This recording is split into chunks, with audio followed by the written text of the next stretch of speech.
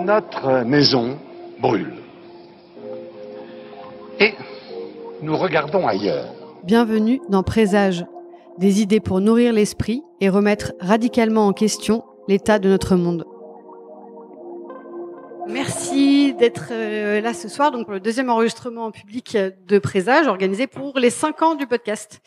Alors, on ne va pas parler ce soir des 60% d'oiseaux qui ont disparu ces dernières décennies.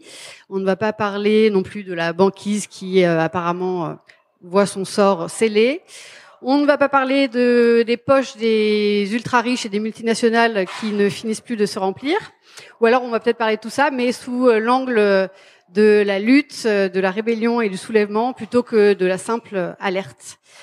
La question ce soir, c'est que faire ?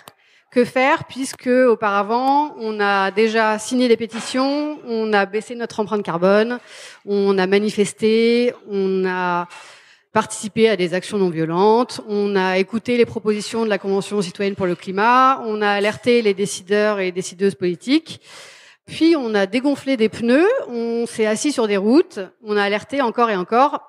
Donc, on va se demander ensemble ce soir, qu'est-ce qu'on fait dans ce contexte d'effondrement du vivant, dans ce contexte aussi de répression d'un État policier croissante. Et donc, on parle de tout ça ce soir avec Léna Lazare, qui est membre des Soulèvements de la Terre, Jade Lingard, qui est journaliste à Mediapart, et Mathieu Latapi, qui est chercheur et membre de Scientifiques en Rébellion.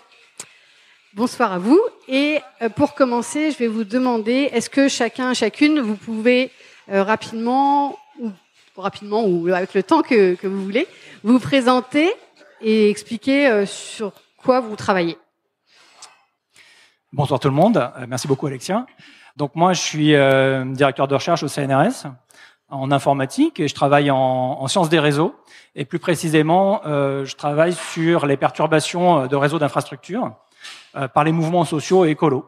Donc, ce que j'entends par là, c'est ce qu'on regarde, c'est si il y a des gens qui s'assoient au milieu des routes pour bloquer le trafic, par exemple. Est-ce que ça marche ? Quel effet ça a ? Éventuellement, où est-ce qu'ils pourraient s'asseoir pour que ça marche mieux ? Et puis, pareil, si des syndicats coupent le courant ou empêchent les bateaux d'accoster dans des ports, etc. Donc ça, c'est pour ma casquette de scientifique, enfin de chercheur. C'est mon sujet de recherche. Hein. J'arrive à faire de la recherche là-dessus, donc c'est un petit challenge, mais bon. Et à côté de ça, je suis membre de plusieurs collectifs militants sur les aspects sociaux et écolos, dont Scientifiques en Rébellion, qui est peut-être le mouvement scientifique le plus radical en France et qui est international de toute façon, qui va jusqu'à la désobéissance civile non violente. Et puis d'autres collectifs comme l'association Sciences Citoyennes, le groupement Labo 1.5 autour de l'écologie et des enjeux sociétaux. Bonsoir à toutes et à tous. Merci beaucoup, Alexia, de ton invitation. Donc, moi, je suis journaliste à Mediapart, où je fais partie du pôle écologie de Mediapart. Nous sommes 3 journalistes avec des thématiques qui sont réparties. Pour ma part, je travaille plutôt sur les pollutions industrielles, le nucléaire et la question urbaine, la ville. Mais je travaille aussi pas mal, il faut le dire, depuis quelques semaines sur les soulèvements de la Terre. Les soulèvements de la Terre, que ce soit comme acteur politique émergent et en lien avec bien sûr toute la dimension répression, violence policière, blessés, dissolution, les arrestations de la semaine dernière. Voilà, pour vous donner un exemple de sujets sur lesquels je travaille actuellement pour Mediapart. Voilà, et peut-être que ce que je peux vous dire là, juste en début de discussion, c'est que par ailleurs, je suis aussi habitante d'une ville de la Seine-Saint-Denis qui est Aubervilliers, et dans laquelle, à titre personnel, donc sans lien direct avec le journal pour lequel je travaille, je suis impliquée dans différents mouvements et collectifs de défense des terres urbaines, et notamment autour de la défense des jardins ouvriers des Vertus. Donc, voilà, nous pourrons discuter si ça vous intéresse. Bonsoir, je m'appelle Léna, j'ai 25 ans et actuellement je travaille à mi-temps pour une petite asso qui s'appelle Terre de Lutte. C'est l'asso qui s'occupe de la carte reporter des projets polluants et imposés et qui crée des outils pour tous les collectifs d'habitants donc qui se battent contre ces projets. Et sinon, je prépare mon installation agricole en grande culture avec transformation en pain, en miso et en sauce soja.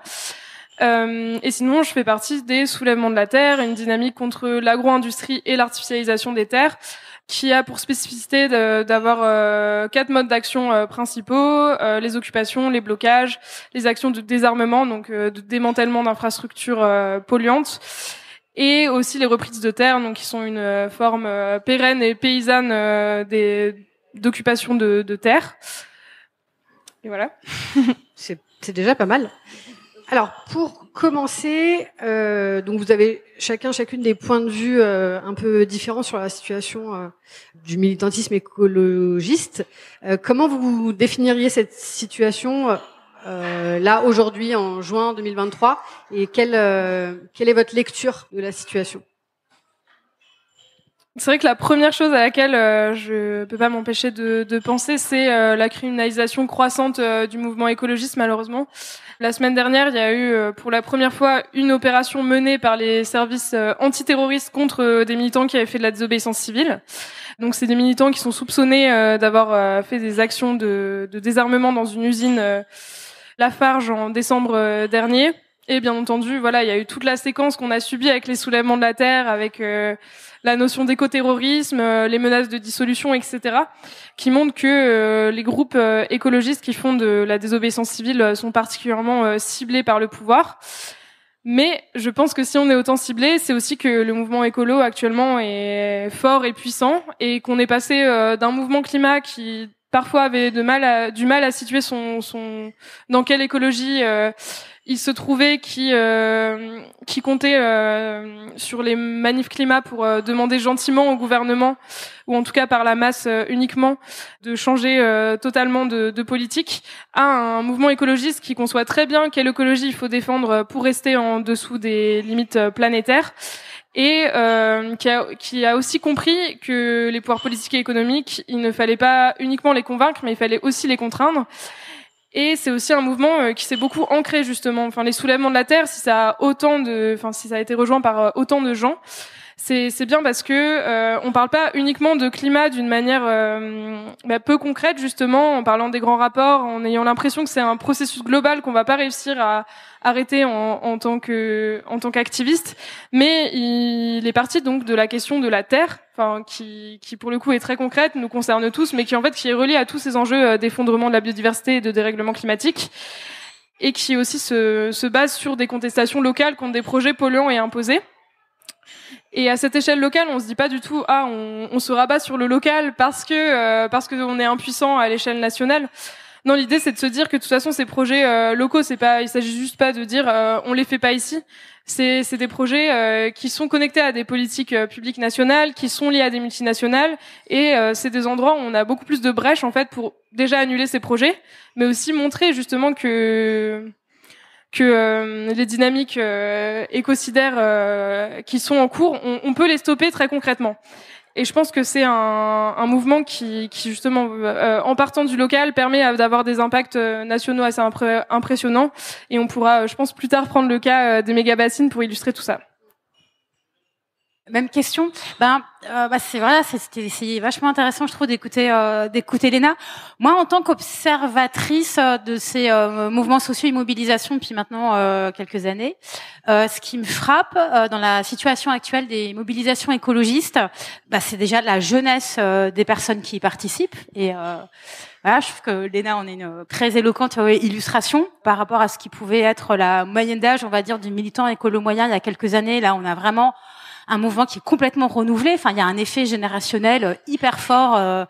Donc voilà, ça c'est quand même c'est notable. Ce qui me frappe aussi, c'est la détermination de ces mouvements, de ces mobilisations, c'est leur créativité, et également qu'il y a c'est tout un monde social et culturel, c'est-à-dire c'est aussi bien des blocages dans la rue, blocage de l'AG Total, mais aussi une présence très forte et très créative sur les réseaux sociaux, et c'est un peu tous azimuts. je dirais par rapport à moi ce que j'ai pu connaître il y a quelques années où il y avait bien sûr des actions désobéissantes, de blocage, de perturbation, je sais pas, soit d'événements d'entreprise ou de trucs gouvernementaux, mais il y avait un endroit où ça se passait, c'était cet endroit, tel blocage, et puis les gens étaient arrêtés ou pas, rentraient chez eux, et ça s'arrêtait là. Et puis il y avait quand même toujours l'idée de la manifestation et l'importance des manifestations. Là aujourd'hui, j'ai l'impression plutôt d'une scène politique et militante beaucoup plus diverse, beaucoup plus mobile, avec des personnes qui passent d'un mode d'action à un autre, alors qu'avant, j'ai l'impression les militants pouvaient avoir tendance à être plutôt dans un genre d'action, et notamment ce qui me frappe aussi, et là c'est pas si ancien, si on repense à 2015, la COP 21 et tous les débats qu'il y avait eu à l'époque sur quel militantisme, quelle organisation militante imaginer pendant cette COP pour obliger les chefs d'État et de gouvernement à signer le bon accord, ce qui était un peu une question qui était posée à ce moment-là. Et à l'époque, les discussions étaient très marquées par un clivage entre les collectifs et mouvements qui se réclamaient de la non-violence et ceux, non pas qui se réclamaient de la violence, c'est pas ça, mais qui trouvaient que c'était trop limitatif et qu'en tout cas, il fallait pas avoir peur de s'opposer, de se confronter. Et l'impression que j'ai, c'est qu'aujourd'hui, ce clivage, il a volé en éclats. Non pas que tout le monde soit maintenant le couteau entre les dents, en train de vouloir tout cramer, mais dans le sens où il y a vraiment une montée en intensité de tout, c'est-à-dire qu'il y a une accélération absolument spectaculaire et monstrueuse des effets des dérèglements climatiques, même en l'espace de quelques années. C'est à la fois affolant et incommensurable, irréversible. Et donc avec ça, il y a une sorte d'intensification de tout, y compris de ces modes de manifestation et de mobilisation et d'expression militante. Et moi je trouve que c'est hyper intéressant et important dans le sens où il me semble que peut-être on est en train de s'éloigner de ce qui a été quand même hyper fort dans l'histoire militante et politique française, qui est l'art du discours, l'art du verbe, faire passer beaucoup de choses par les mots. Alors, les mots, c'est hyper important, hein. Bien sûr, le langage, le discours, c'est important. Mais je pense qu'il y a eu une grosse tendance, et y compris du côté de l'écologie, à finalement considérer que ça suffisait d'alerter par les mots. Et là, on voit bien qu'avec cette génération, en fait, on est complètement à l'étape d'après. Et voilà, ça me marque comme étant particulier à cette époque par rapport aux années qui ont précédé. Même question, donc. Beaucoup a été dit, donc moi je suis complètement d'accord avec ce qui a été dit, et je trouve ça intéressant justement d'avoir cette vision positive des choses. Alors je vais être un peu moins positive sur la situation actuelle du militantisme, parce que c'est ça la question, ou des militants. Moi je trouve qu'on est quand même assez désemparés. On est assez scotché par à la fois la gravité de la situation et la surdité des dirigeants et des institutions, du système globalement qui résistent à ça. Mais du coup, effectivement, je rejoins tout à fait ce qui a été dit.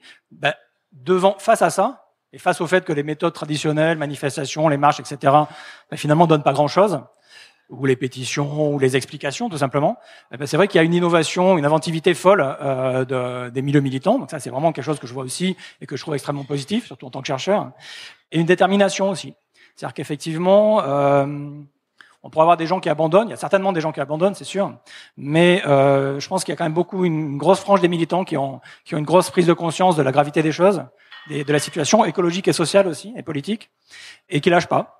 Et cette détermination, c'est vraiment quelque chose de très inspirant, de très positif, et j'espère qu'il va nous amener loin, quoi. Et on peut aussi dire que, jusqu'à il n'y a pas très longtemps, à part quelques exceptions, les militants écolos étaient, et surtout la jeunesse, les marches climat, etc., étaient vus d'un œil très j'ai pas envie de dire méprisant, mais quasiment. Il n'y avait pas vraiment de condescendant. Voilà, c'est ça. Et là, on voit bien que quand il y a un niveau d'action qui est passé et qu'il y a une forme de radicalité qui est lancée, là, tout de suite, la machine répressive se met en marche.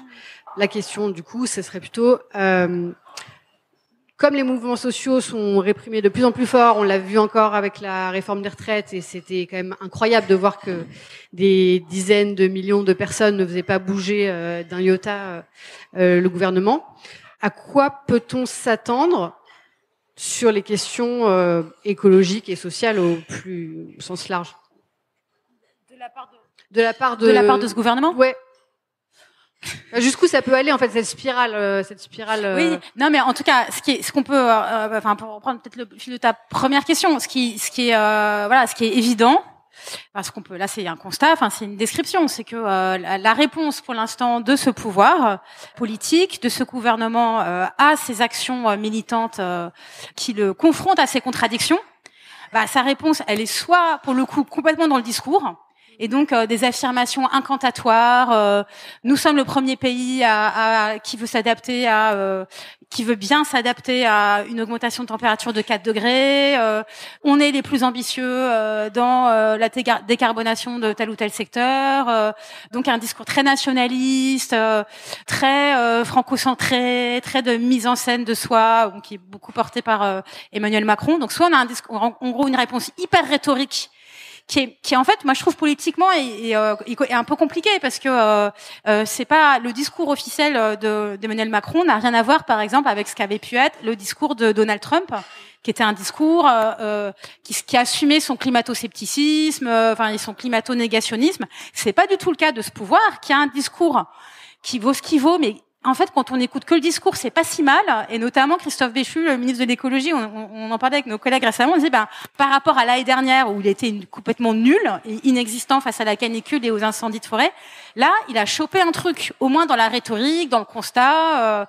Il décrit un pays, enfin, il décrit quelque chose qui ressemble à ce qui est en train de se passer. Donc, je dirais, là, ça s'est un peu amélioré. Enfin, en tout cas, on a soit une réponse complètement rhétorique, mais donc qui est visqueuse parce qu'elle est tellement en décalage, avec la réalité de leur politique que c'est pas si simple, je trouve, d'y répondre politiquement. Et soit c'est ça, une espèce de matelas comme ça, des dredons rhétoriques, soit c'est la brutalité policière et ce qui s'est passé à Sainte-Soline. Enfin, je sais pas dans quelle mesure qu'on en parle beaucoup et je veux pas du tout parler à la place de Léna, mais c'est vraiment gravissime. C'est vraiment gravissime en termes de déferlement de violence, en termes évidemment des blessures physiques et des blessures psychologiques avec lesquelles beaucoup de personnes présentes sont reparties. Enfin, c'est vraiment effrayant. Et c'est gravissime aussi en termes d'emploi d'armes, de grenades et surtout cette idée, cette mise en scène qu'il y a eu de gendarmes, de forces de l'ordre qui sont en situation d'affronter un ennemi. Et en fait, c'est dramatiquement, sans doute, le reflet de ce que pense ce pouvoir. Et là, c'est plutôt sa réaction un peu de forteresse assiégée face à un flot de gens qui lui disent mais en fait vous faites n'importe quoi, vous faites pas du tout ce qu'il faudrait faire.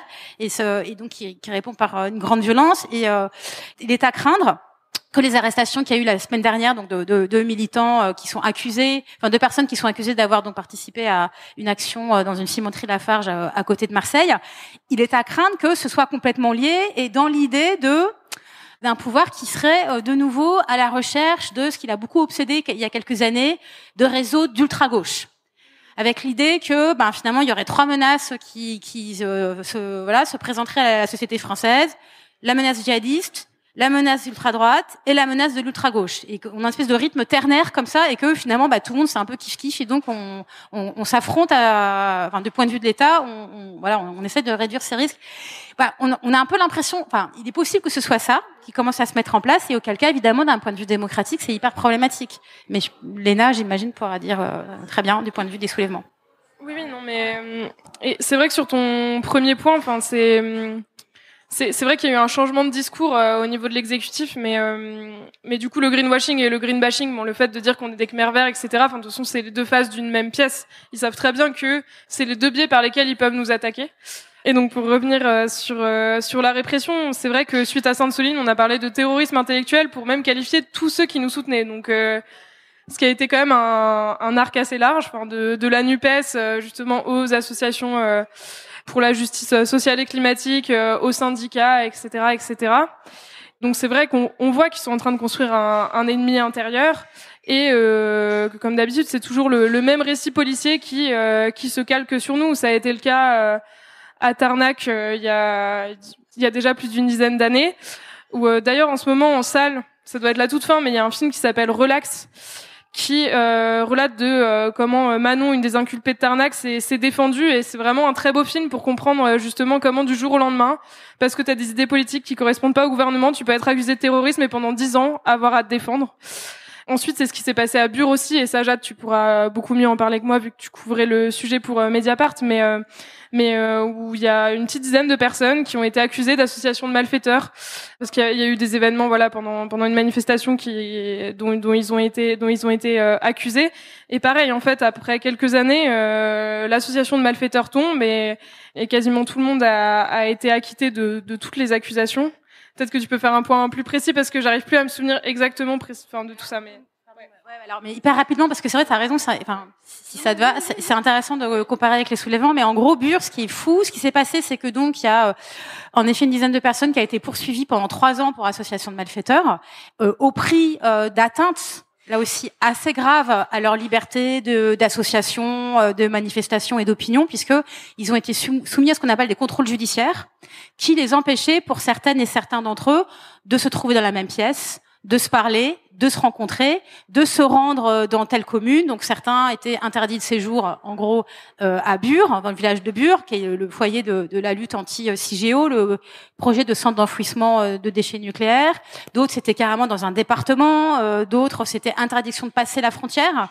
Et donc, pour, in fine, devant la justice, être relaxé de quasiment toutes les accusations, sauf reconnu coupable de délits qui sont minimes, à savoir organisation de manifestations non déclarées, et un autre que j'ai oublié. Et ce que je veux dire dans ce cas-là, ce qui était vraiment très frappant, c'était le décalage entre une opération policière et judiciaire hyper impressionnante, les restrictions aux libertés donc politiques de ces personnes, et in fine le résultat judiciaire de leur condamnation. Et ce qui a été vraiment très dur dans ce cas-là, c'est que ça a sabré un mouvement, c'est-à-dire à la fois du fait matériellement que les gens ne puissent pas se rencontrer et voilà, mais aussi parce que c'est effrayant. Parce que ça fait peur quand on est militant et qu'il y a cette espèce d'aura négative qui se met en place autour d'un mouvement. Mais parce que accusé d'association de malfaiteurs, il en reste toujours un peu quelque chose. Et c'est ce que les 10 de Tarnac ont aussi eu à subir. Et je suis d'accord avec toi, le film Relax est un très beau film là-dessus. Pour finir là-dessus, et après Mathieu, tu pourras reprendre. Mais ouais, on monopolise un peu la parole. Mais c'est vrai que ce qui est intéressant, c'est que ils savent qu'ils peuvent nous accuser de plein de choses, et que en effet, c'est pas forcément. Le gouvernement sait qu'on sera peut-être acquitté, mais que ce qui se passe, que la véritable peine, c'est la répression qu'il y a entre l'arrestation et le procès, en fait. Et que ça peut détruire des vies, parce que tu peux plus voir les amis avec qui tu t'organises depuis des années, etc., etc.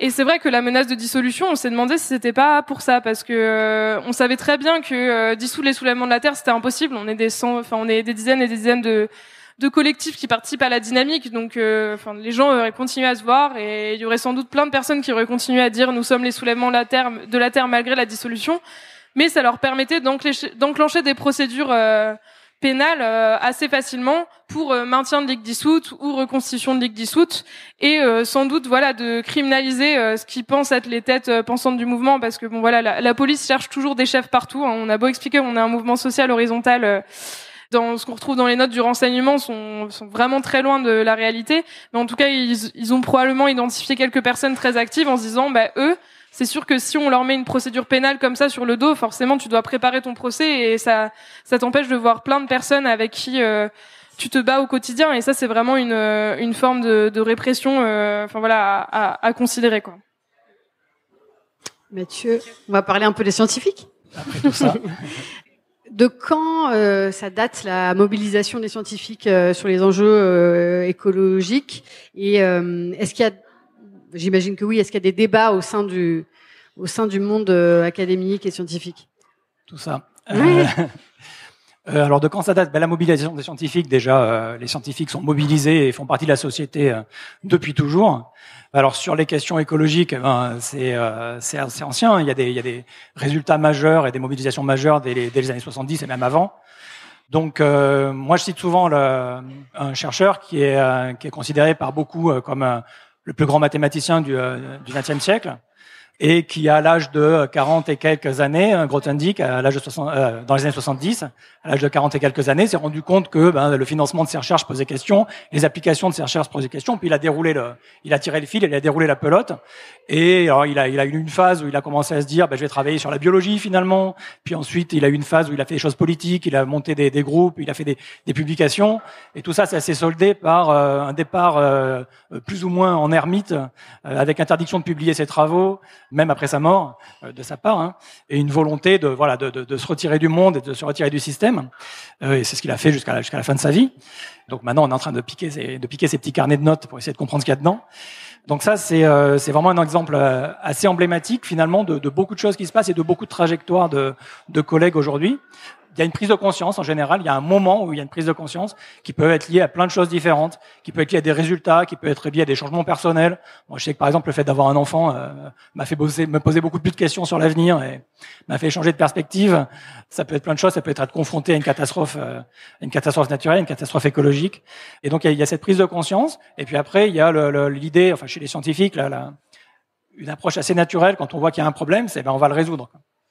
C'est ce qu'on fait, c'est notre job. On est censé réfléchir, on est censé savoir faire des choses et avoir des connaissances et des compétences qui nous permettent de résoudre des problèmes qui n'ont jamais été résolus. Donc, on fait face à un problème, on se dit on va le résoudre. Et donc là, vous avez tout l'arsenal de la technoscience où on va faire, la 4G ça consomme beaucoup, donc on va faire la 5G. Les avions ça consomme beaucoup, donc on va faire des avions à hydrogène. Etc. Donc tout ça fait complètement abstraction du fait que le problème est systémique, qu'il est politique avant tout. Donc ça, c'est assez dur pour un scientifique d'affronter ça parce que on est aussi désarmé que les autres de ce point de vue-là. Donc on va inviter des solutions et ces solutions vont se retourner contre nous, vont se retourner contre la planète, contre la nature en tout cas. Et donc effectivement, on peut se retrouver à dire ok, moi je joue plus puisque j'ai pris conscience du problème, j'ai fait des moteurs à hydrogène parce que le pétrole, ça pollue trop. Et maintenant, les gens font n'importe quoi avec mes moteurs à hydrogène. Enfin, la société fait n'importe quoi avec mes moteurs à hydrogène. Donc, j'arrête tout. Il y a beaucoup, enfin, les dynamiques tournent beaucoup autour de ça, quoi. Du coup, Scientifique en rébellion, c'est né il y a quelques années, je crois. Il y a combien de personnes qui sont actives et est-ce que le type d'action qui est mis en place évolue déjà? Alors c'est mondial. La branche française, elle a que quelques années, je saurais pas dire exactement, mais vraiment, enfin, ça se compte en une poignée. Surtout, il y a une dynamique beaucoup plus forte depuis moins d'un an en fait, où ça bouge beaucoup. Scientifique en rébellion. Alors ça m'embête un peu. Je parle pour l'ensemble du collectif, mais bon, admettons. Il y a une grande vision de lanceur d'alerte, c'est-à-dire que on a documenté la catastrophe, on a expliqué la catastrophe, on a décrit la catastrophe. On a dit aux décideurs que ça n'allait pas, qu'il fallait absolument faire quelque chose. Et puis, rien, ou en tout cas pas grand-chose, pas suffisamment, n'a été fait. Du coup, on est désemparé. On se rend compte que c'est plus une question de résultats scientifiques, comme je le disais. Et donc, on tire l'alarme. On tire l'alarme essentiellement notamment en faisant de la désobéissance civile non violente. Donc, en se collant la main sur des voitures ou en faisant des blocages ou des choses comme ça. Donc, des choses illégales, modérées, mais illégal. Et c'est déjà assez radical pour les scientifiques qui étaient un peu engoncés dans la posture de la neutralité, avec des guillemets, la neutralité scientifique. Oui, alors nous on a ce mythe de la neutralité, ça c'est terrible. Enfin, c'est vraiment un truc auquel on se heurte tous les jours.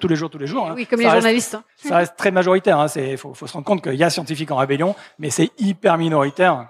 Ça reste massivement. On a ce mythe de la neutralité avec des choses très très étonnantes, de travailler sur des méthodes pour fabriquer des armes ou aller chercher du pétrole au fond des océans ou faire des drones ou de la vidéosurveillance machin. Ça c'est neutre, d'accord. Ça c'est normal, c'est neutre. Faire des recherches sur comment flouter son visage pour pas être suivi par les caméras de surveillance par exemple. Alors ça c'est hyper engagé. Et vraiment, je dis ça, c'est pas, on n'est pas en face de collègues qui sont des militants du libéralisme, du capitalisme, etc. On est face à des collègues qui sont de bonne volonté et qui ont l'habitude de mettre en début d'article, oui, la sécurité c'est important, donc drone, donc reconnaissance faciale, donc blabla. Et après ils font de la jolie science, ils s'éclatent. Et c'est ça le fond de l'affaire. Mais du coup, quand on dit, oui, drone, donc je vais dresser des mouettes à les attraper, c'est vu comme très engagé, quoi. Finalement, on peut voir que les scientifiques ne sont que le reflet de l'idéologie ambiante du moment. Alors là, vraiment, Tout à fait. Après, dans Scientifiques en rébellion, par exemple, une idée qu'on pousse très fort, c'est le fait que on est un peu aux premières loges pour voir pour mesurer, quantifier, expliquer, décrire la catastrophe. Et notre réaction à ça, notre message associé à ça, c'est que il faut absolument agir, il faut absolument faire quelque chose, il faut tout mettre dans la balance pour renverser la tendance. Et il y a un peu l'idée que oui, on demande aux gens de faire ça, et que si nous, on se contente de faire des articles, quelque part, on n'a aucune crédibilité sur l'alarme qu'on sonne, quoi. Donc il y a un peu l'idée de aussi mettre en jeu notre réputation, notre crédibilité, nos carrières, etc. Et puis nos casiers judiciaires, etc. De montrer que nous, on prend vraiment le problème très au sérieux et que peut-être ça veut dire qu'il est vraiment sérieux, quoi. Et aussi, on peut rappeler que en tout cas en France, j'imagine que c'est à peu près pareil ailleurs, mais la parole des scientifiques est celle qui a le plus de crédibilité auprès de la population, quoi. Donc c'est pas neutre que ce soit ces personnes-là qui sonnent encore plus l'alarme. C'est vrai, on met un peu sur la balance notre réputation aussi, donc quelque part, on est habitué à essayer d'être objectif, à essayer d'être aussi neutre que possible, c'est-à-dire pas neutre. Et bon, on a un peu ce crédit, cette confiance dans la société, effectivement à l'échelle mondiale et puis à l'échelle française en particulier. Est-ce que ça, d'un point de vue journalistique, ça change quelque chose, l'engagement des scientifiques, ce type d'action que Scientifiques en rébellion a pu mener?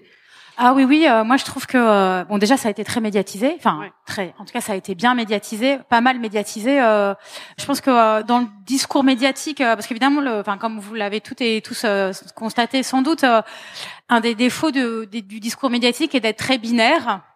Donc il y a les pour les contre, il y a Total et le militant climat, c'est comme si le monde était coupé en deux, ce qui est évidemment complètement faux.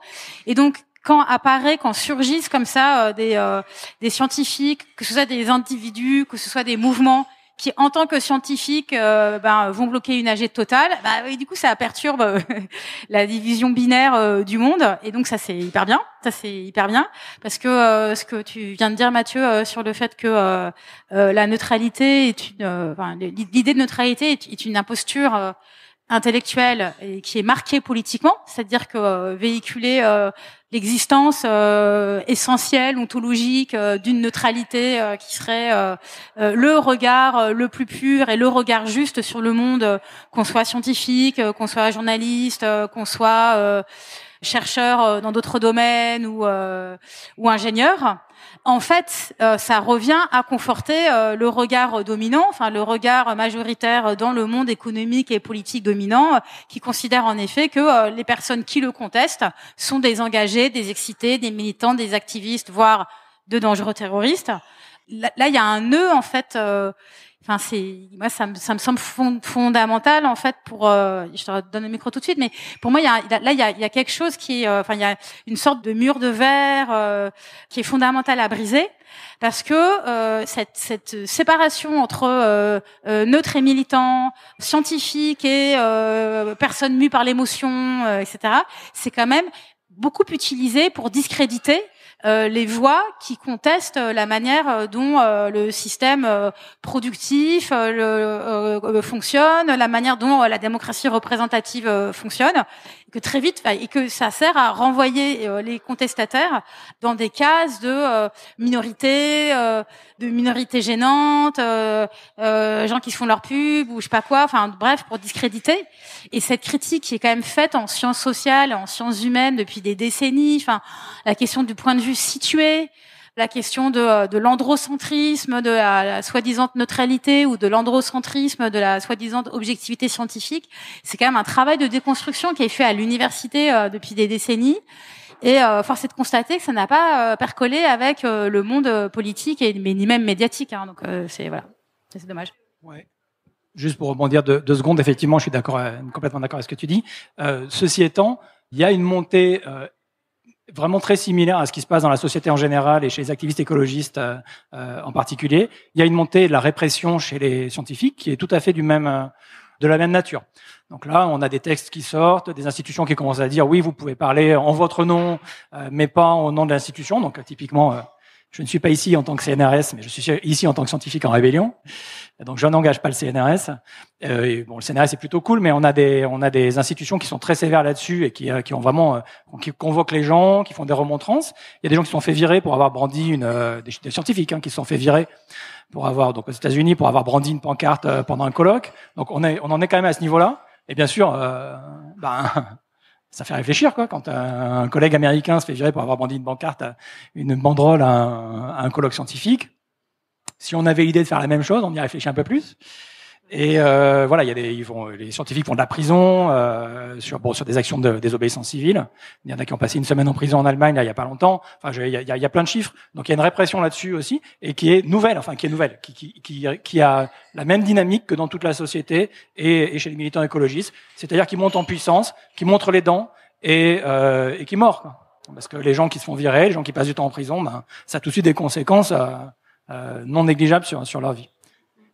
Et je pense que cette montée de la répression, là, comme on en parlait tout à l'heure, je pense qu'elle est très liée au message qu'on a. Tous les gens sérieux. Les gens sérieux, ce qu'ils disent, c'est que le problème, il est systémique. Il ne s'agit pas d'abandonner la construction d'un aéroport. Il ne s'agit pas d'aller enfouir des déchets nucléaires un peu plus loin. Le problème, il est systémique et le seul message sérieux, c'est qu'il faut changer de système. Et donc, en face, qu'est-ce qui se passe? En face, on a le système. Comment vous voulez qu'il réagisse? Le système, il se défend. C'est normal, quelque part. Le système se défend, et il se défend de toutes ses forces, parce que on lui demande pas un aménagement, on lui demande pas des petites adaptations, on lui demande de laisser la place à autre chose. Donc de dégager, donc de mourir. Donc le système se défend, et il se défend de toutes ses forces, et je pense qu'on n'a pas fini. C'est assez naturel, hein, si on commence à dire... Non, mais le problème, c'est pas qu'on demande ci ou qu'on demande ça, qu'on veut la retraite à tel âge ou un aéroport à tel endroit plutôt qu'à tel autre endroit. Si ce qu'on dit, c'est faut changer de système, mais le système, il a aucune réponse à ça. Qu'est-ce que vous voulez qu'il réponde? Donc il pète les plombs. Pour revenir sur les modes d'action, depuis quelques mois, quelques années, on entend beaucoup parler de désarmement qui va avec le sabotage. Comment, d'après vous, cette notion s'est un peu imposée dans le vocabulaire militant? Le désarmement, c'est un mot qui a été inventé par des activistes des soulèvements de la Terre il y a 2 ans. Donc c'est vrai que c'est une notion assez nouvelle.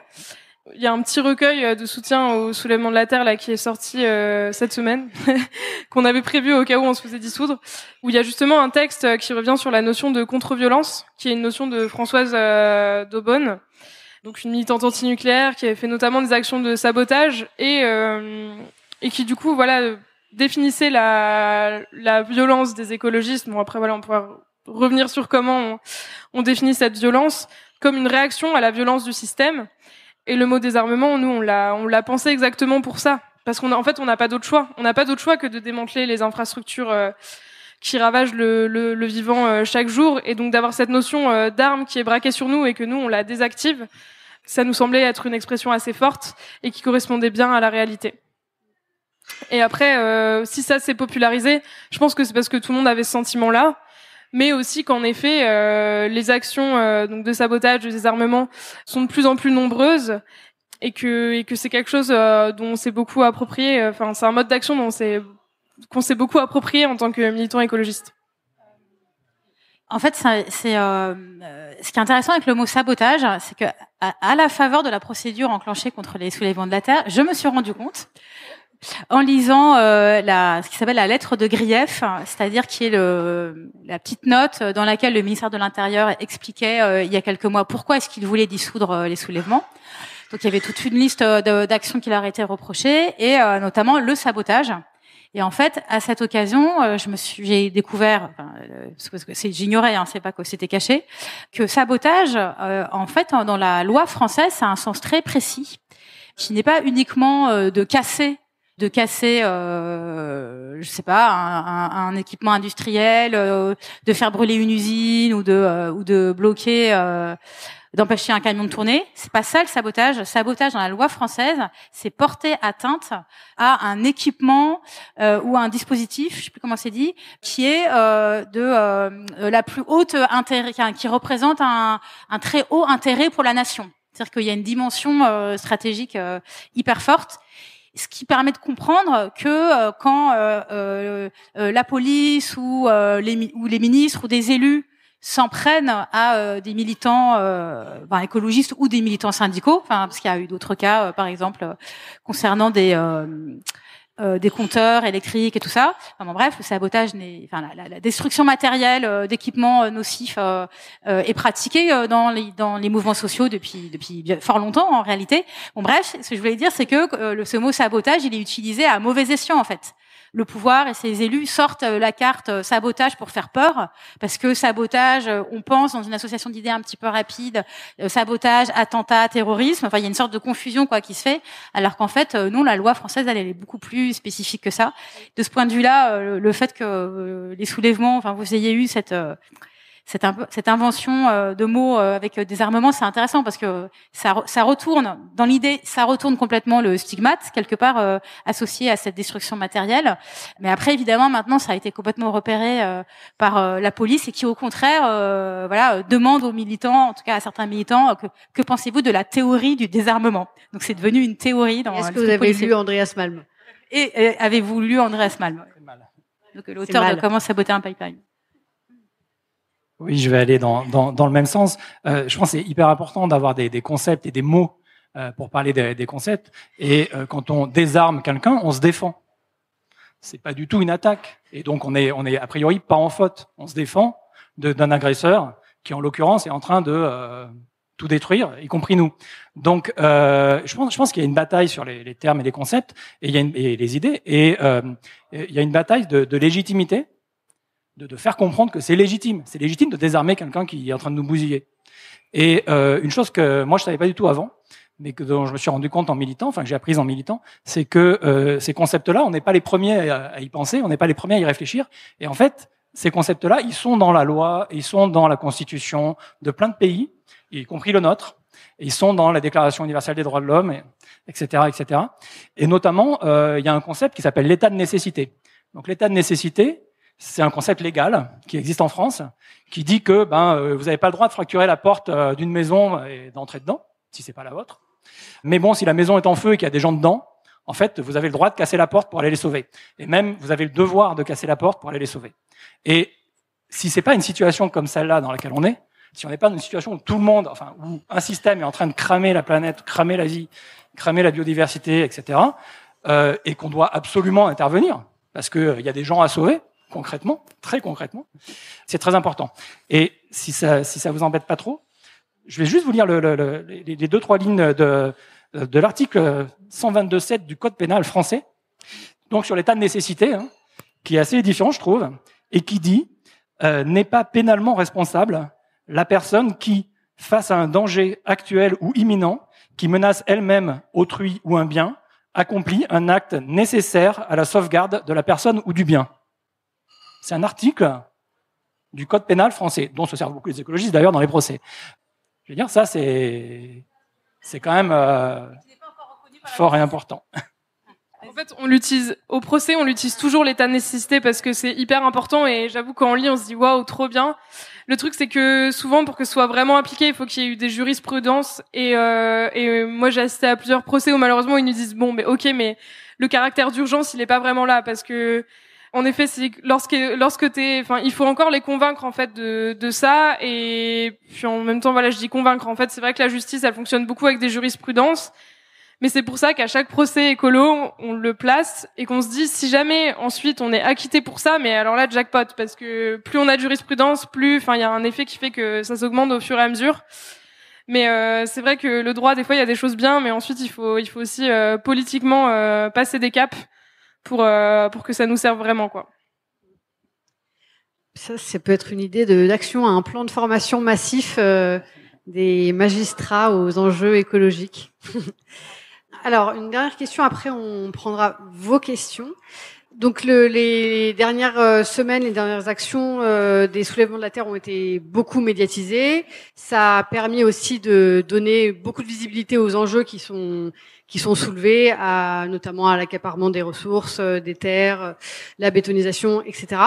Il y a quand même un soutien populaire qui est massif. Est-ce que vous penser que l'écologie pourrait constituer une sorte de nouvelle utopie fédératrice pour les luttes sociales et pour l'avenir. Question très simple, à laquelle nous allons pouvoir répondre en quelques secondes. Non, mais c'est une très belle question, très compliquée. Bon, moi je me dis, si on regarde ce qui s'est passé pendant le mouvement contre la réforme des retraites, on voit quand même que c'est pas gagné, dans le sens où on a quand même eu on a eu un très gros mouvement social, le plus gros mouvement social depuis des années en France, avec des grèves, des grosses grèves massives. Des manifs avec plein de gens, enfin quelque chose qu'on n'avait pas vu vraiment depuis des années, et sur une question fondamentale qui est la question du travail, la question du travail qui est quand même complètement liée à celle du système de production, donc de l'économie, donc de l'écologie. On peut pas dire que les sujets d'écologie aient joué un rôle prépondérant dans ces mobilisations. Ben non. Enfin alors moi je vais vous dire mon analyse, et puis vous direz vous ce que vous en pensez. Moi je pense que la question de l'écologie a joué un rôle complètement mineur dans ces mobilisations. Qu'il y avait des militantes et militants écologistes dans ces manifs, c'est évident. Que des collectifs de travailleurs ont essayé de porter une critique écologiste du système productif, mais que c'était complètement secondaire en fait dans les slogans et mots d'ordre qui animaient ces manifestations. Et pour moi, c'est un peu un rendez-vous raté de ce point de vue-là. Je pense qu'on a perdu de ce point de vue-là une occasion hyper importante de faire comprendre à tout le monde qu'il n'y a pas d'un côté le mouvement social et de l'autre des mobilisations écologistes, qu'en fait c'est la même chose. C'est la même chose dans le sens où c'est défendre l'habitabilité du monde, la justice sociale et la justice écologique. Qu'il peut pas y avoir de justice sociale sans justice écologique et inversement. Sauf que l'appareil productif en France étant ce qu'il est, l'économie étant organisée comment elle est, et ben quand on est travailleur aujourd'hui en France et qu'on manifeste pour défendre son emploi, et ben on se retrouve à défendre des emplois de secteurs que d'un point de vue de l'écologie, on considère qu'il faudrait soit faire disparaître, soit en réduire, soit en modifier, en bouleverser complètement les activités. C'est dans ce sens-là que je dis que pour moi c'est un rendez-vous raté. Alors c'était hyper difficile à faire, et c'est pas pour critiquer la manière dont ce mouvement a été construit, pas du tout, mais moi je trouve que aujourd'hui on se retrouve dans une situation où ce mouvement social n'a pas permis de porter fortement un agenda de justice écologique et sociale. Je pense qu'il faut y arriver, absolument. Je pense que c'est possible, mais que ça demande en fait ça demande une remise en question, mais tellement profonde que c'est difficile à faire advenir.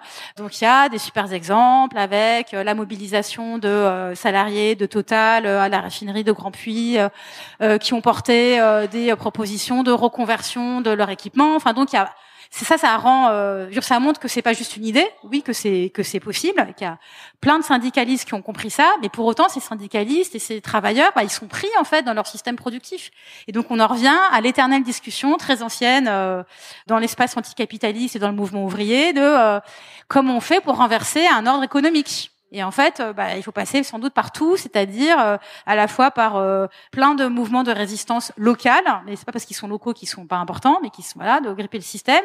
Mais il faut aussi que ça vienne que ça joue à une échelle plus infrastructurelle, plus macro, parce que sinon, en fait, les militants ils se retrouvent eux-mêmes pris en étau dans un système que tout seul, ils peuvent pas changer, et que stratégiquement c'est bien normal qu'ils répondent depuis là où ils sont. Donc, c'est pour ça que de ce point de vue-là, je pense qu'il faut pas se cacher la difficulté. J'ai l'impression que le mouvement des retraites, c'est pas forcément le bon endroit. Après, tu l'as dit. Enfin, je pense que c'est assez compliqué. C'est que quand on attaque nos droits sociaux, ce qu'on fait, c'est qu'on se défend, et sur cette question très précise. Et j'ai l'impression que, de toute façon, quelles que soient les grandes mobilisations sociales, on a du mal à faire ressortir les sujets de fond. De mon côté, j'ai l'impression de l'avoir bien vécu sur les enjeux écolo avec Youth for Climate, où on faisait des marches pour le climat, on avait des textes de revendication assez intéressants. Et en fait, c'était toujours lissé parce que, c'est hyper compliqué, j'ai l'impression, avec ces mobilisations de masse là, d'avoir de diffuser en tout cas des réflexions plus complexes. Et quand même, j'ai trouvé ça intéressant, la manière dont on s'est réunis, personnes qui sont politisées via l'écologie et personnes qui sont politisées via des mouvements sociaux. Enfin, en vrai, je déteste maintenant faire la distinction entre les deux, mais enfin sur des questions plus sociales, on s'est vraiment retrouvés en fait dans ce mouvement contre la réforme des retraites. En tout cas, j'ai vraiment eu l'impression qu'il y a eu d'énormes changements depuis la période des Gilets jaunes, où j'avais l'impression de me batailler avec d'autres jeunes de Youth for Climate en réunion inter-orga climat, en disant mais en fait on peut plus faire notre manif climat en même temps que la manif des Gilets jaunes, c'est pas possible. Et il y avait vraiment un fossé en fait. Tandis que là, on s'est beaucoup retrouvés. Et puis, tu en as parlé, les mobilisations locales avec les syndicats, elles montrent que les militants écolos se mobilisent aussi pour les droits des travailleurs et inversement. Les manifestations contre les méga-bassines, depuis le début, on a l'appui de la CGT et de Solidaires au niveau national depuis quelques mois pour déposer les manifestations parce qu'ils savent très bien que eux s'il y a une déclaration de manifestation qui passe, ce sera sans doute la leur parce qu'ils sont très légitimes aux yeux de la préfecture. Il y a eu un fort soutien des syndicats vis-à-vis de la dissolution des soulèvements de la terre. Bon, bien entendu, il y a des différences entre la CGT qui reste majoritairement plus productiviste et solidaire, où j'ai l'impression que pour le coup, ça fait des années qu'ils ont une approche très intersectionnelle avec les mouvements écologistes, féministes, décoloniaux, etc. Mais oui, c'est vrai que moi je suis pas très pessimiste là-dessus, mais en même temps j'ai l'impression que c'est sûr que ce sera par ce qui se passe au niveau des comités locaux et des syndicats et de nos organisations écologistes qu'on arrivera à faire changer la société et à changer réellement de système et à sortir du productivisme. Merci beaucoup. Est-ce que vous avez des questions? Oui. Bonjour, merci. J'avais une question pour savoir s'il y a un des modes d'action pour les chercheurs et chercheuses, ce serait de faire pression sur les financements des multinationales dans le secteur de la recherche, multinationales qui font partie du problème, mais qui aussi cherchent à se crédibiliser avec les études produites, souvent très orientées, et qui alimentent le doute avec toute cette industrie du doute pour un peu pérenniser des comportements néfastes le plus longtemps possible dans des idées de profit. Et du coup, si vous, Mathieu, dans votre travail et dans les gens qui vous entourent, ça s'organise un peu des questionnements autour de qui paye la recherche publique, de qui on accepte des fonds. Merci. Alors, il y a clairement des choses comme ça. Alors déjà, ça a toujours été fait au niveau individuel. Ensuite, au niveau plus ou moins local aussi. Et là, ça prend quand même de l'ampleur avec des institutions majeures comme des universités entières ou des choses comme ça qui se désengagent. Alors c'est vraiment super récent pour le coup, mais qui se désengagent par exemple de tout financement par des entreprises liées productrices d'énergie fossile. Voilà, il y a aussi des collectifs qui sont tout simplement interdits aux entreprises parce que la recherche d'un business machin est considérée comme incompatible. Voilà. Après, j'ai bien aimé votre expression sur les universitaires, les académiques pourraient faire pression sur les financements privés, parce qu'en fait, bien sûr, c'est plutôt le contraire. C'est les financements publics et les financements privés qui font pression. Voilà. Après, il y a tout un petit peu comme la neutralité, il y a toute une réflexion à avoir pour se rendre compte que non, c'est pas juste on prend du fric à une entreprise et puis on fait la recherche qu'on veut quand même. En fait, ça influence quelque part. Et puis effectivement, c'est utilisé pour blanchir, pour verdir les entreprises. C'est très compliqué et ça bouge, mais c'est très non consensuel, quoi. C'est pas du tout consensuel. Alors ça dépend aussi des disciplines. Moi, je suis en informatique. Dans mon labo, on fait des drones, de la reconnaissance faciale, des méthodes pour aller chercher du pétrole au fond des océans, de l'IA plein pot. Il y a des gens très sympas, de la 6G. Il y a des gens très sympas qui ont fait la 5G et qui maintenant font la 6G et qui se considèrent comme écologistes parce que ça consomme moins que la 5G, qui elle-même consomme moins que la 4G. Et c'est vrai. Bien sûr, on fait pas la même chose qu'avec la 4G, on fait 10 fois plus de choses, donc ça consomme 2 fois moins. Donc au total, ça consomme 5 fois plus. Bon, mais ça, c'est les effets rebonds, hein. C'est des choses que nous, on connaît en tant que militants écologistes.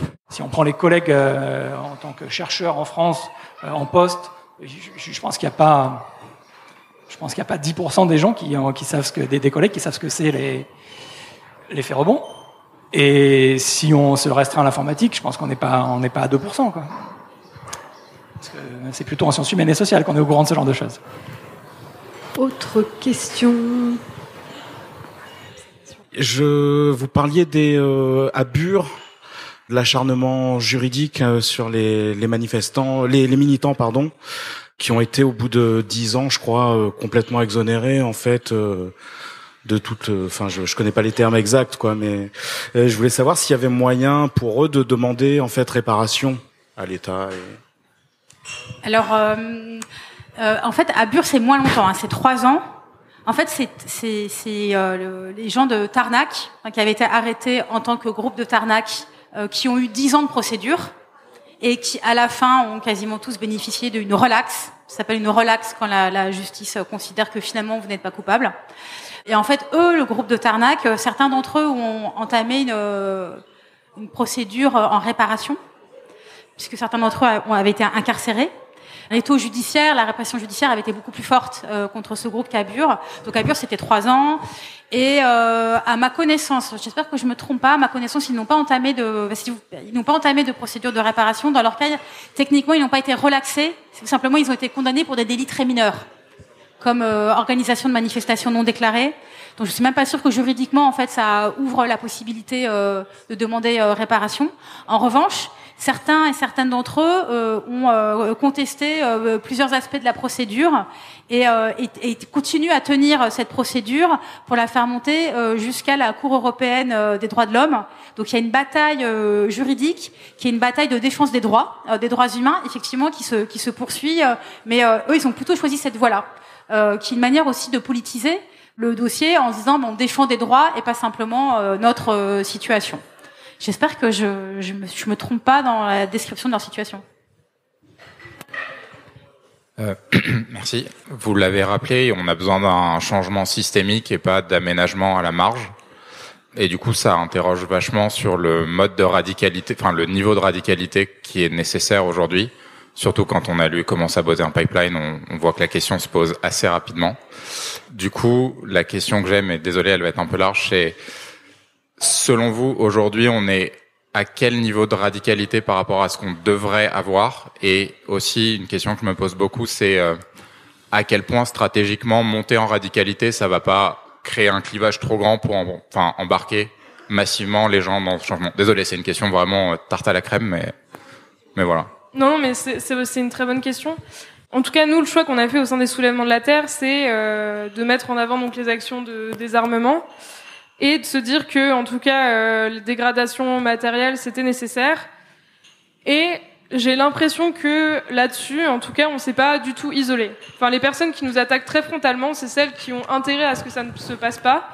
Mais par contre, on l'a vu avec les méga-bassines, on est passé de 500 personnes au début de la lutte. Bon, ça s'explique aussi par d'autres raisons, comme les sécheresses qui sont de plus en plus graves, mais au début de la lutte, on est 500 personnes, on était 30 000 à Sainte-Soline, et notamment parce que lors de toutes nos manifestations, malheureusement, ça a été très peu médiatisé à Sainte-Soline, puisqu'ils ont parlé que des violences, on fait des actions de désarmement, et qu'il y a plein de personnes qui ont rejoint cette lutte en se disant, enfin, j'ai l'impression, voilà, de faire quelque chose à la hauteur des enjeux, etc.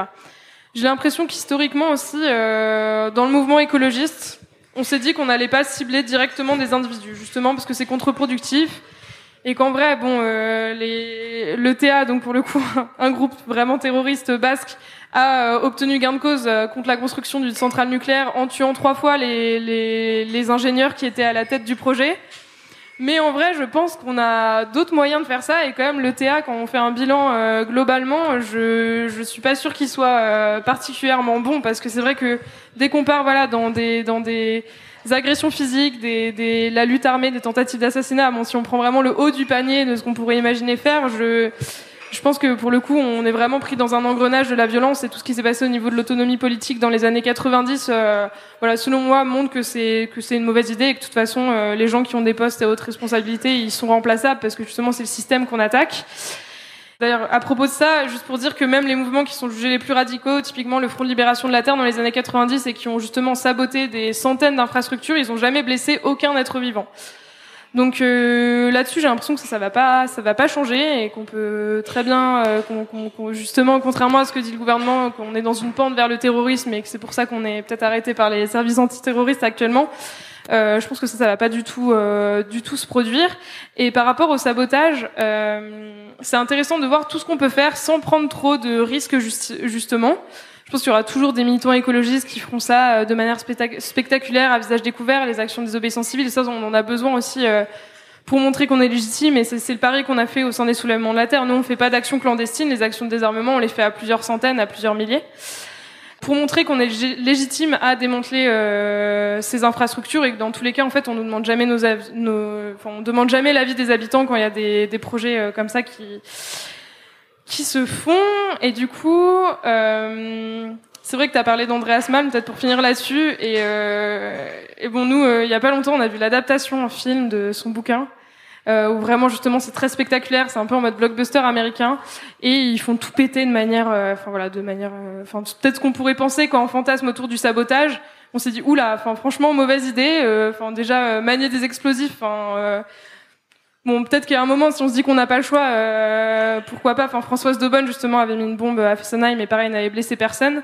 Au chantier de Fessenheim, pas dans la centrale nucléaire, oh là là. Parce que là, quand même, un peu problématique.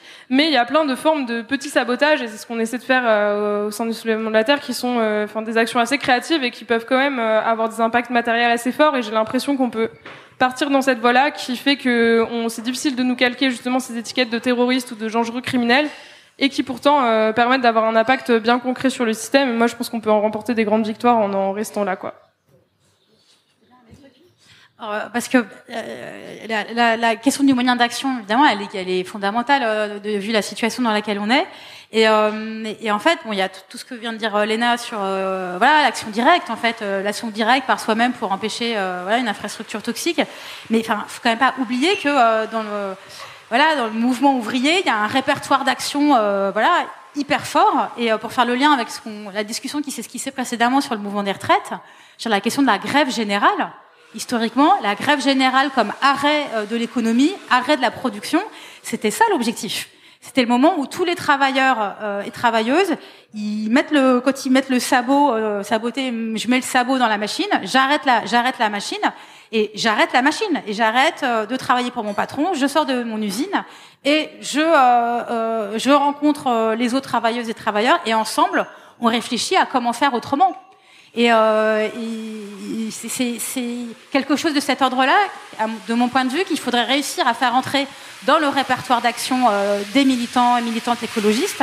Je dis pas ça pour dire à la place d'eux ce que vient de dire Léna, mais que en revanche, ça me paraît absolument nécessaire, et pour avoir un impact plus structurel, plus fort, quoi, pas simplement localisé, et aussi parce que c'est aussi se protéger, quoi, prendre moins de risques par rapport à la répression. Et si on commence à re-regarder de ce côté-là, c'est quand même l'histoire révolutionnaire des mouvements ouvriers pendant la fin du 19e et tout le 20e siècle, elle est faite de ça, c'est-à-dire arrêter la production, créer des communes.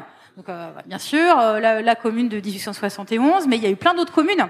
Et dans l'histoire européenne du XXe siècle, et je pense notamment à un chapitre très intéressant d'une historienne états-unienne qui s'appelle Christine Ross, une chercheuse états-unienne, Christine Ross, qui a publié à La Fabrique. Parce qu'il n'y a pas que Andreas Malm qui publie à La Fabrique, il y a aussi Christine Ross, par exemple, et qui a écrit ce livre qui s'appelle La forme commune, dans lequel elle revient donc sur plusieurs luttes. Bon, je vais rapidement, et notamment sur la commune de Nantes en 1968. C'est hyper intéressant parce qu'elle raconte bien comment il y a eu un pacte, une alliance entre des ouvriers grévistes et des paysans, que le fait d'arrêter de travailler, du coup on n'a plus de salaire, donc du coup on n'a plus d'argent pour s'acheter à manger, donc on est dépendant de la solidarité paysanne, mais donc du coup on revient à la terre, et qu'on peut imaginer que là ça dure quelques semaines, et là en quelques semaines, en fait même en quelques jours, ils réussissent, comme à l'époque à la Commune de Paris, à mettre en place un système de solidarité qui leur permet de subvenir à leurs besoins, de continuer à manger. Mais l'idée, alors évidemment ça paraît complètement utopiste quand on dit ça comme ça, mais ce serait que ça dure.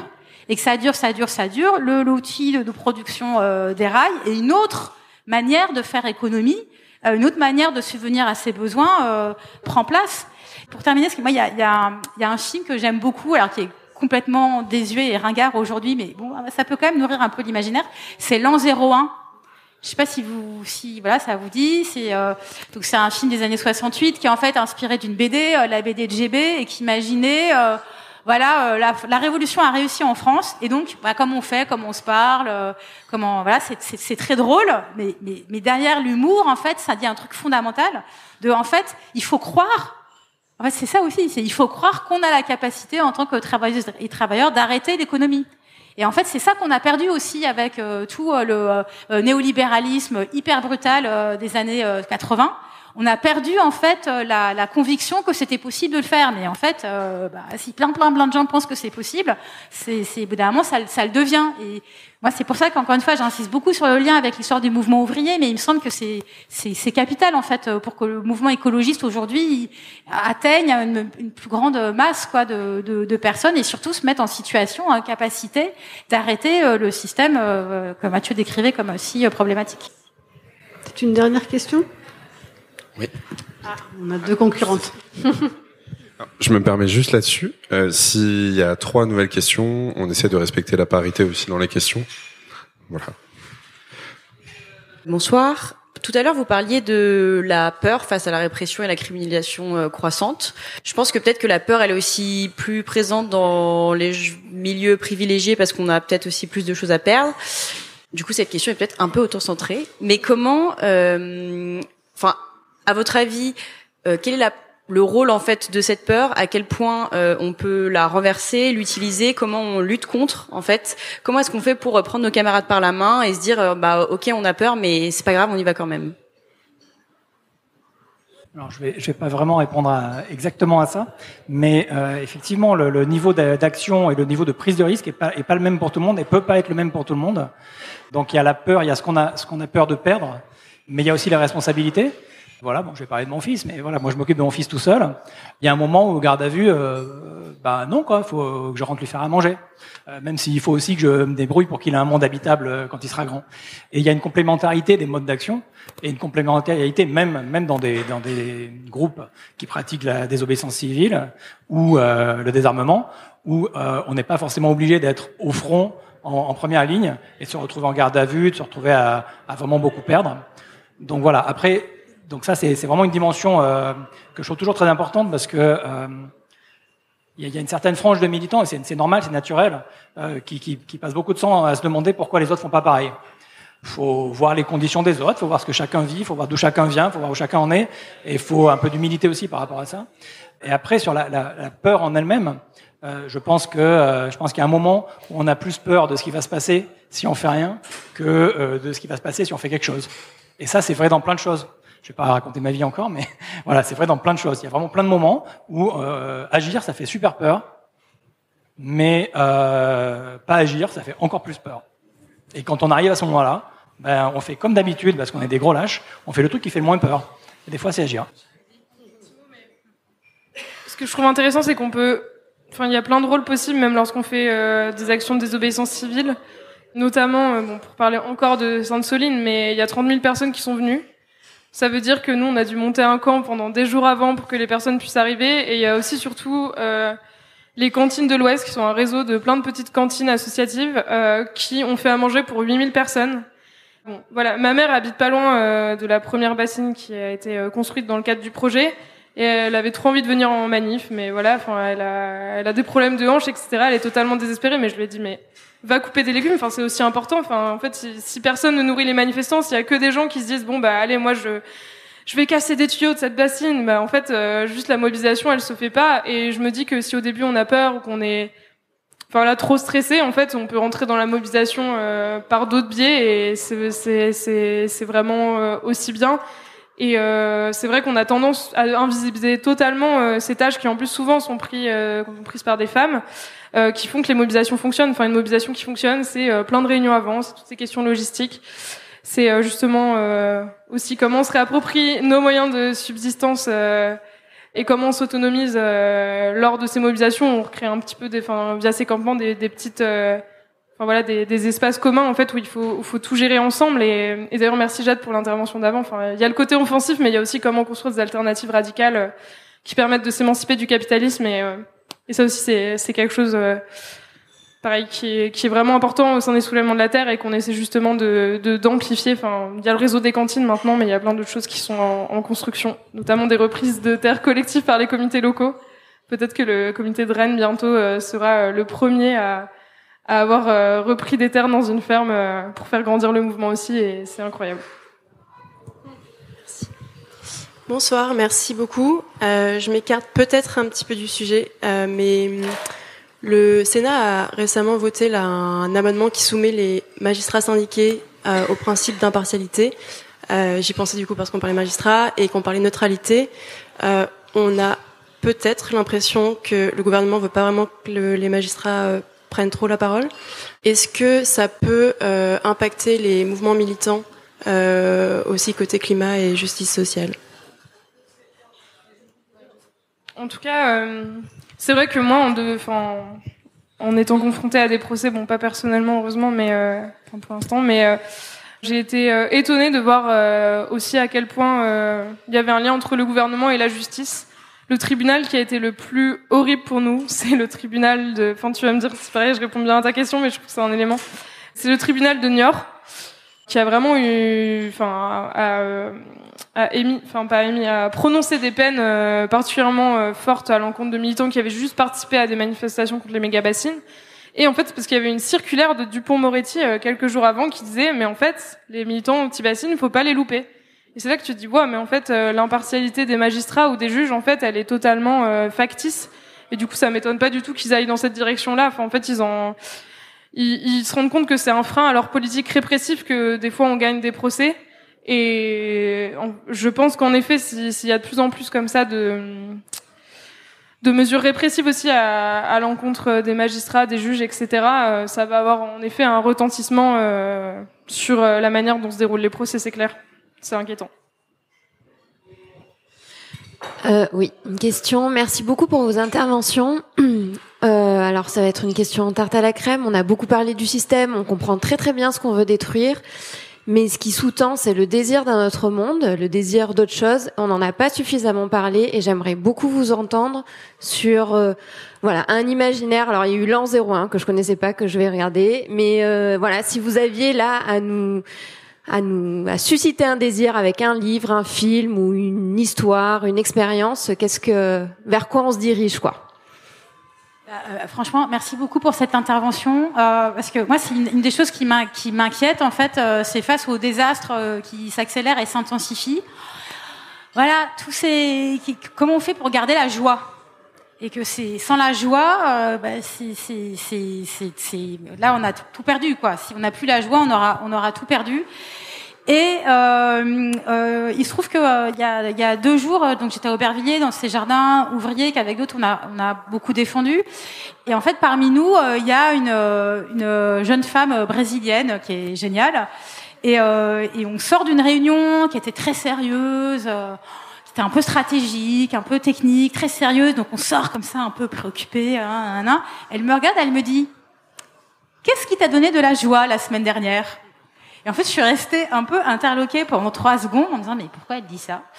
Et en fait, c'était super. Et en fait, elle avait complètement raison. C'est de se dire, il faut pas qu'on lâche ça. C'est-à-dire, il faut absolument concilier l'engagement dans son collectif, l'engagement dans son travail, l'engagement dans ce qu'on fait.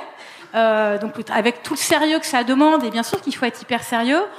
Mais c'est tellement important de continuer à se demander ça parce que, un monde, on ne pourra pas désirer un monde dans lequel on ne pense pas qu'on pourra être joyeux. Vous voyez, un truc un peu comme ça. Donc voilà, j'avais envie de partager cette anecdote que j'ai entendue un peu comme un rappel aussi à quitter son esprit de sérieux à certains moments. Ouais, je vais peut-être rajouter une petite chose qui m'a vraiment marqué quand j'ai commencé à m'engager et à militer. Une chose qui m'a vraiment frappé. Parce que moi, j'ai commencé en me disant, waouh, c'est la cata, c'est foutu, machin.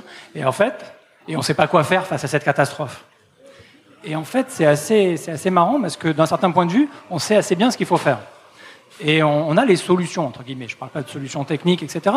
Mais on sait assez bien ce qu'il faut faire. Et le problème, c'est pas de savoir ce qu'il faut faire. Le problème, c'est de décider de le faire et de le faire. En fait, c'est vraiment, et notamment des choses issues de la recherche, mais bien sûr pas uniquement, de toute la société civile, etc. On a plein de solutions pour les voitures, enfin pour la mobilité individuelle, on sait ce qu'il faut faire, pour la mobilité collective aussi, pour la nourriture, on sait ce qu'il faut faire, pour l'agriculture, on sait ce qu'il faut faire. Le problème, c'est pas ça, c'est que ce qu'il faut faire, c'est incompatible avec le système. Mais c'est quand même vachement mieux, parce que là, on a beaucoup parlé de tirer l'alarme, là. C'est bien joli de tirer l'alarme si en face, si on dit ah là là, faut absolument faire quelque chose, et qu'on dit ça à des gens qui on ne sait pas ce qu'il faut faire en fait. Là, on n'est pas du tout dans cette situation-là. On est dans une situation qui est pas si dramatique finalement, si je puis me permettre, dans cette assemblée. C'est pas si dramatique parce que c'est la cata, mais on sait ce qu'il faudrait faire. Il faut juste décider de le faire. Et c'est pas le système qui décidera de le faire. Il faut que ça vienne de nous, il faut que ça vienne des militants, il faut que ça vienne d'en bas. Mais vraiment, c'est pas un truc on est foutu et aucune chance. Je dis pas qu'on a toutes les solutions, hein. Évidemment non. Mais il y a beaucoup de choses dont on sait que c'est ça qu'il faut faire. Juste, on peut pas le décider au niveau individuel. Il faut décider au niveau politique et collectif, et ça coince. Vraiment, pour faire très bref et pour donner des exemples, c'est que du coup, on a commencé à parler des cantines, etc. Et j'ai l'impression qu'il y a plein d'initiatives pour gagner de l'autonomie matérielle dans nos vies, et ça passe par plein de choses. Donc voilà, on a parlé des cantines. On pourrait parler aussi de tout ce qui s'est passé pendant les Gilets jaunes, les maisons du peuple, qui des fois se sont pérennisées. Parfois pas totalement, parce que bon voilà, c'est très compliqué lorsqu'on occupe des bâtiments et qu'on peut pas les racheter. Mais il y a plein d'initiatives qui essaient de remettre du commun dans nos vies, et je pense que c'est ça qui est vraiment important. Enfin, tous les lieux autogérés, etc. Il y a eu des initiatives très fortes pour la propriété collective quand même ces dernières années. Il y a la foncière antidote, qui permet à des collectifs d'accéder, enfin qui a créé un montage justement pour que des lieux collectifs le soient aussi juridiquement. Il y a le CLIP, pareil, qui est un réseau de lieux collectifs. Il y a aussi plein d'initiatives, je pense, pour aider les paysans à reprendre des terres, parce que on sait très bien que c'est compliqué, comme la foncière Terre de Liens. Bon, pour le coup, la société vers laquelle on veut aller, c'est sûr qu'il y a un fort aspect paysan dedans. Et que pour le coup, enfin, il y a plein de manifs qui ferment, de la Confédération paysanne, etc. Je pense qu'il n'y a pas forcément besoin de donner d'exemples, mais c'est sûr que reprendre un peu du pouvoir sur nos vies, que ce soit dans des jardins vivriers, à Aubervilliers, en créant une cantine, en reprenant des terres collectivement, etc. Enfin, moi, c'est ce qui me donne espoir en ce moment, et j'ai l'impression que ça pose déjà quand même des bases assez intéressantes sur ce que va être la société juste et écologique. Et pour reboucler sur la joie, c'était le sujet de du premier enregistrement en mars. C'était lutter ou être heureux, faut-il choisir? Et on avait parlé de ça du coup avec Alessandro Pignocchi, Fatima Wassak et attends, j'ai un bug. Ah oui, pardon, Tom Nico du collectif des Tom Dioxine. Pardon. Oups. Et c'était chouette, et on a beaucoup parlé de la joie militante et de tout ce que ça apporte de extrêmement nourrissant de lutter, d'être dans l'action avec d'autres gens, de sortir de son mode de vie habituel et de créer quelque chose de extrêmement fort. Et donc je conseille un documentaire pour finir, parce que moi il m'avait fait beaucoup de bien, que m'avait d'ailleurs conseillé à l'époque Alessandro Pignocchi, c'est Retour au Larzac. Et c'est vraiment super, ça parle de la lutte du Larzac et de à quel point la vie des gens a été transformée par cette lutte collective, quoi. Et après, vous pouvez aussi lire les BD de Alessandro Pignocchi qui font du bien. Voilà, je pense qu'on va s'arrêter là. Merci beaucoup à toutes et tous et à vous, et je souhaite beaucoup de courage et d'audace pour la suite de ces luttes, et je remercie tous les militants et militantes. Voilà, merci beaucoup.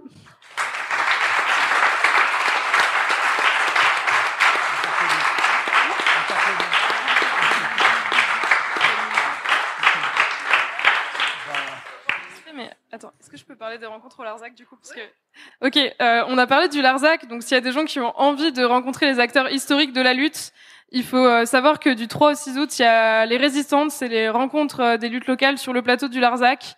Et voilà, je vous invite à venir, ça va vraiment être super. Et il y aura tous les collectifs en France qui se battent contre des projets polluants et imposés là-bas. Et on aura aussi un regard historique sur les luttes écolo.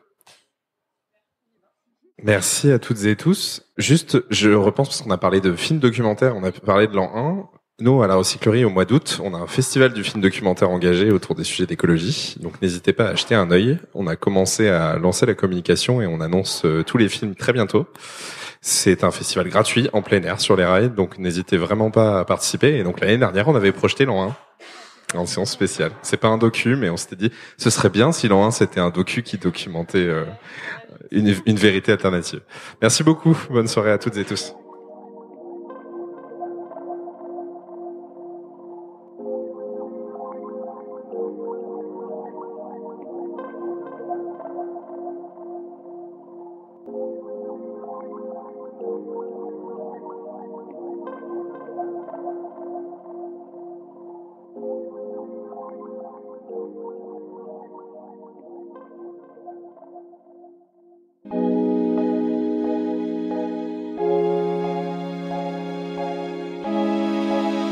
Spectre.